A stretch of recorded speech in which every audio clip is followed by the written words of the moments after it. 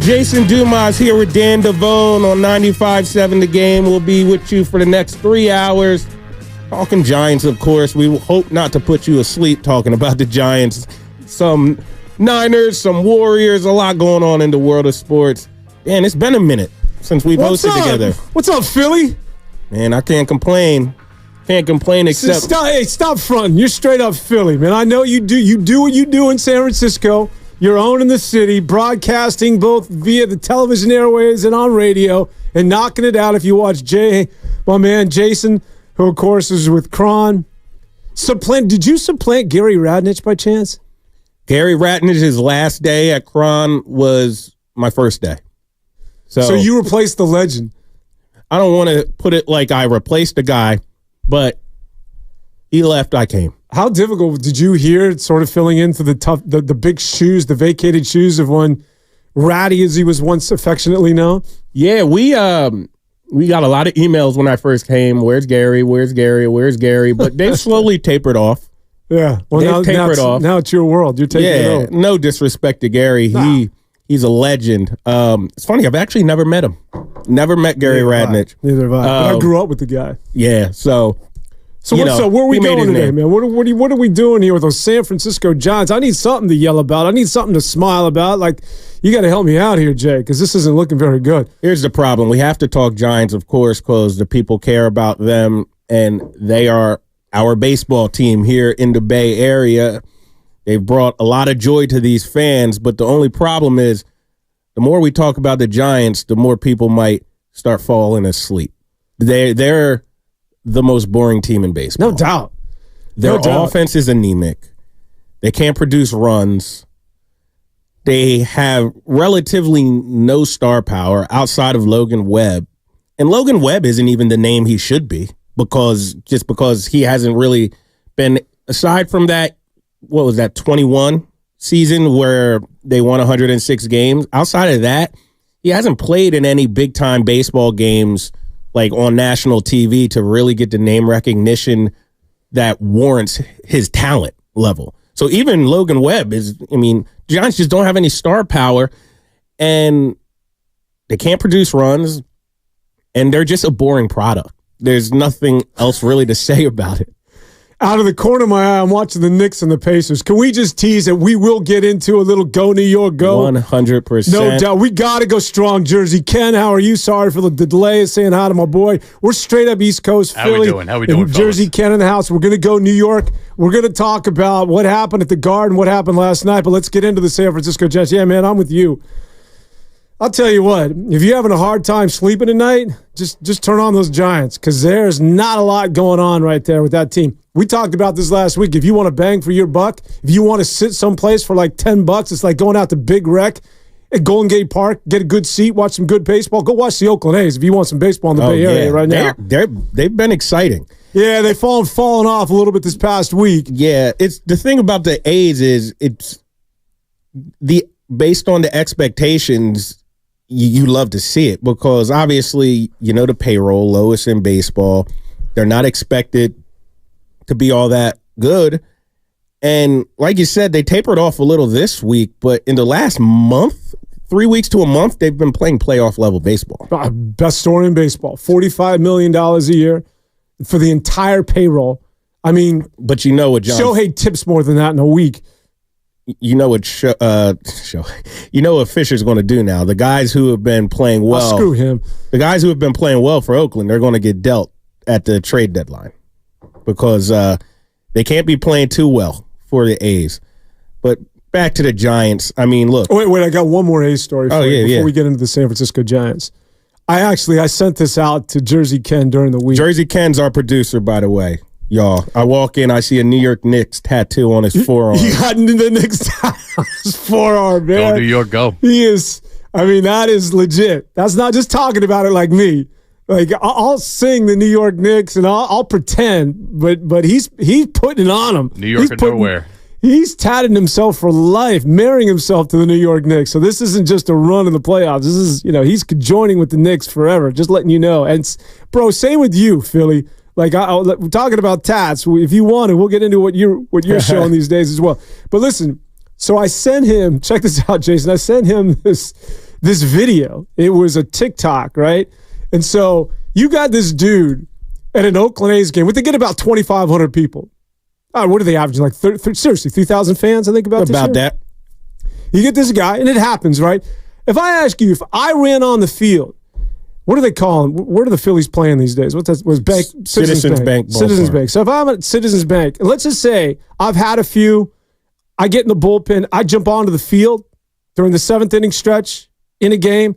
How long before security tackles me? Can I get to third base? I might get to third base if I sprint to third base from the stands. You're a hooper. You might elude some people and get there, but you're going to get tackled pretty hard pretty quickly. No doubt. And then I don't know if it's like the old vet where they literally have a jail cell downstairs. They don't, but, there's one right down the street. No doubt.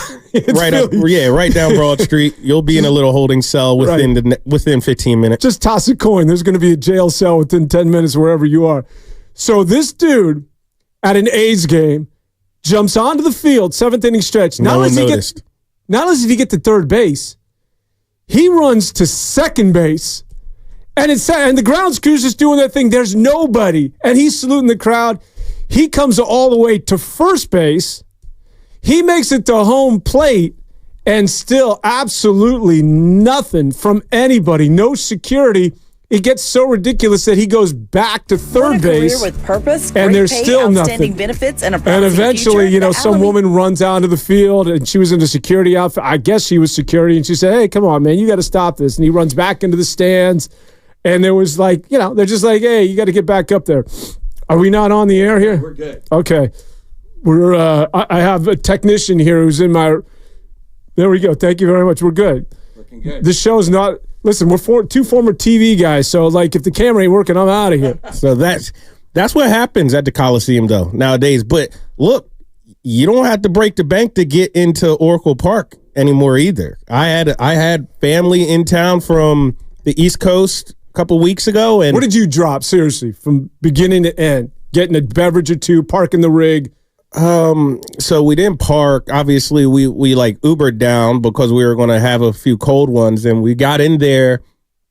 I don't know. I think I got 4 tickets for like $87 for 4. Yeah. We just got the cheapest tickets like hour before game time. You were in the bleachers. Yeah, but then I hope the Giants aren't listening. We walked down. we ended up by the 4th inning. We had great seats. Yeah, because you go Philly eventually, man. Yeah, 100%. So we're watching the game, and so I know we talk about the A's. You can get inside Oracle Park for cheap now too. Wow. I mean, there's a disconnect, Dan, between the fan base and the front office of the San Francisco Giants right now. There's just 100% a disconnect. These fans are starved for something to get behind. This is a baseball town. Now, obviously, it's a hoops town, it's a football. This is a sports town, period. They get behind their teams. They love their Giants. The Giants were probably the team of the 2010s. I mean, I guess you can say the Warriors too, but the Giants also won 3 of them. They won 3 in like an 8-year span. So this is a fan base that is starved for meaningful baseball, and they've been devoid of that. So where's the disconnect? Like, we got to point fingers. Is it Farhan? Like, where are we going with this? I truly think Farhan is out of touch with this fan base, and that's where it starts. I think hiring Bob Melvin is a good start because Bob Melvin is a Bay Area guy. Bob Melvin his track record just speaks for itself. He's just a darn good manager. Boring as hell, though, but go ahead. Sometimes boring works. No, I know. But it don't work. It's not working right now because capital B and boring. This team, man, like, there's nobody in that lineup who makes you want to go down to the park and watch a baseball game. Yeah, that's not one single player. Yeah, and that's been part of the problem for a couple of years now. Is you got to go get star power. Right. And the problem often is if you talk to the Golden State Warriors, okay, go get a star. Well, they'll tell you, listen, man, first apron, second apron, salary cap issues, we just don't have the cash. That's not the case with the Giants. No. The Giants have got money on the sidelines. They just need to spend it. And they go out and they get Chapman, which I don't think anyone will argue that's a good pickup. The, Jung-Hoo Lee out in center field. Chapman's not playing well, though. No, he's not. He's not.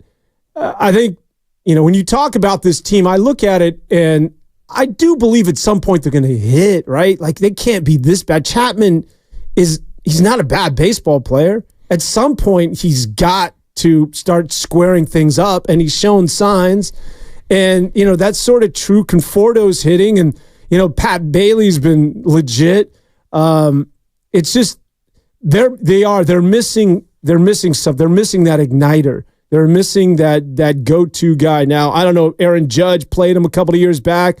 Could he have been that person to sort of serve the team? I mean, they've been the bridesmaid the last 2 years. They were the bridesmaid for Aaron Judge. Aaron Judge used them for leverage. He never had any intention of coming to the Bay. Shoot, they've actually been the bridesmaid for a couple years. They were the bridesmaid for Bryce Harper, the second choice, bridesmaid for Aaron Judge, and then last year they were the bridesmaid for Shohei Ohtani. And it's kind of embarrassing because this is a franchise that should be able to close on these guys. Now, I don't want to put too much fault on them for not landing some of those guys because, like I said, Judge had no intention of leaving New York. That's bargaining 101. You pit two teams against each other. You drive up the price. Same thing. Shohei probably had no intention of leaving L.A. I mean, that's a market for him. He had no intention. Now, Bryce Harper, he was really close to coming here from everything I was told. They just couldn't close the deal, but they were in on Carlos Correa. Yeah. That's a whole other story in and of itself. And I don't blame him on that. They had him. Yeah. But then they decided to part ways, and that wasn't a bad choice either. Yeah, so did the Mets, which sort of validated all of that. No, that wasn't a bad choice. That was actually really smart. The thing is this. When the Giants were on their run, though, it wasn't because they were landing big-name guys. They had homegrown talent that they won, like Buster Posey, Lincecum, Matt Cain. These are guys that came up through the system. And, I mean, Logan Webb came up through their system, so that's one guy. But there's not a guy. They don't have the homegrown talent either. So now it's just like the last 3-4 years, they've been signing guys and they've been trying to be like super efficient with their money and trying to bargain shop. And like the last 4 years really is like the Giants, they're like thrifters. You know what I mean? Have you ever met a thrifter? And no disrespect to thrifters, but like it's a certain ideology. Like you go to these bargain stores. Looking for a deal. Yeah, you're looking for a deal. You buy these clothes that have been used and they call it vintage. It's not vintage. It's someone owned that shirt before. It's like, crap. Yeah, it's okay. Like you can call it vintage to make it sound like cool and trendy, but you're essentially buying a shirt that someone didn't want anymore. Have you been to Haight Street, by the way? I'm sure you have, man. The hood is all vintage, brother. It's all vintage. Look. You just turned on an entire neighborhood, bro. Yeah, they're going to come for me. But look, my cousin's girlfriend is a thrifter. The same people who came and we brought them to the Giants game, we brought them around thrifting. She wanted to go thrifting. She heard San Francisco was a huge thrifting city. I don't judge. Cool, it works for her. She threw together some nice outfits. She was looking cool. But, the sports version of that is what the Giants are doing. They're getting guys who are either past their prime or guys who nobody really wanted them, signing them for a bargain and hoping that they could get something out of them. And what they've been getting out of them is mediocre baseball. The Giants have been playing, 500 ball the last 2 years or so. That's what they've been doing. You're not going to win, especially when you're in the division, Dan, with powerhouse teams, San Diego, Los Angeles, teams that got deep pockets and are willing to spend. That's another thing that has made the Giants look bad. If the Giants were in the NL Central and they're with the Reds and the Cardinals, it would probably look a little different. But they're with these teams that will open up their checkbook and bring in the guys like Manny Machado, bring in the guys like Shohei Ohtani. The list goes on. The Dodgers, the Padres, star power for days. And then here, you got to line up with Tyro Estrada and Conforto. And, it just doesn't stack up. And it hasn't been a good look. And people are starting to turn their heads to Farhan Zaidi. Yeah, I don't necessarily blame them for not spending money because they tried. As you mentioned, they went after Aaron Judge. They're like, hey, listen, Aaron Judge was the highest priced free agent, and they offered him more than the New York Yankees, just to let everybody know that, listen, we're serious. Carlos Correa 2 years ago was the second biggest fish in that free agent pool. And again, they let everybody know, we'll take whatever amount. We want Carlos Correa. Now, Carlos Correa had, he's got a metal rod in his leg he didn't tell anybody about. And the same thing holds true with Shohei. If players don't want to come and play for you, it's more of a quality of life. If I can go to L.A., let's just face it, man, and I'm a young man, and I'm a good-looking guy, and I got the chicken, I got some money in the bank, I'm going to spend it down in SoCal, all right? And, and we also have to put the cultural impact, too. He's Asian, and that market is it's perfect for him. Not to say it wouldn't be perfect because we have a highly Asian population here in the Bay Area, but he had spent I think he spent when he was with Anaheim, I think he already had a house in what's the first word with an H? Beach. Huntington Beach. Yeah. Sorry, I'm not a SoCal guy. Yeah. He had a house in Huntington Beach, even when he was playing for the Angels. That's home for him. Yeah. So he was always going to LA, just like Judge was never leaving the Bronx. He just had to get another team to make the Bronx sweat, make the Yankees sweat, I should say. And it stinks that teams are using the Giants as a pawn. I think that they tried to spend money. I don't fault Zaidi if a player simply doesn't want to come and play in San Francisco, whether it's a quality of life or whether, like that of Aaron Judge, they're leveraging you so they get a better deal back in New York or whatever team it is that they eventually want to go play for. Where I do fault him, or at least scratch my head, is you're right, that anybody who's worth a damn, it's usually done organically. You have to have a farm system. As much as the Dodgers spend money, they also replenish kids. Their farm system is the model by which all of the teams are measured by. They will reach down and bring up somebody, and it's plug and play. Since Zaidi's been here, we're sort of still waiting. Dude, what happened to Luciano? What happened to Elliot Ramos? What happened to Luis Matos? What happened to all of these kids that we've been waiting on, sitting on, right, and nesting for the last 3 to 5 years? And now you're right. Now you're thrifting because none of these guys are either good enough or you haven't been able to produce at that level. If there's one thing where I could put the crosshairs on Farhan, I'd say, where are the kids? I don't mind a transition or a rebuild. I mean, that was eventual after the World Series run, but let's do it with that youth movement through the minor league system. We've been hearing a lot about it, but still at the end of the day, it's Chapman at third base. It's, Ahmed, who's, I'm not going to call him a journeyman, but he's been around. Yastrzemski.